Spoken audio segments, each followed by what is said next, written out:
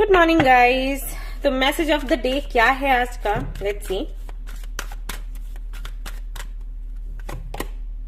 Reflect on pride and ego. ध्यान रखें कि एक्चुअली क्या होता है ना, जब हम कुछ मैनिफेस्ट करते हैं और हमें वो मिल जाता है, फिर हम कुछ और मैनिफेस्ट करते हैं, वो भी हमें मिल जाता है। तो धीरे धीरे करके जब हम चीजें रिसीव करने लग जाते हैं यूनिवर्स से, तो कुछ लोगों के साथ ये दिक्कत हो जाती है कि ईगो के शिकार हो जाते हैं। तो यहाँ पर आपको बोला गया है कि ध्यान रखें इस बात का कि इस बीमारी को ना लगने दें।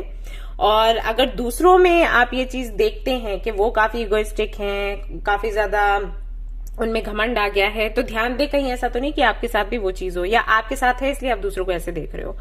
तो इस चीज पर ध्यान देना है, इस पर काम करना है। ग्राउंडेड रहें, खुश रहें, तंदुरुस्त रहें, ये चाहती है यूनिवर्स।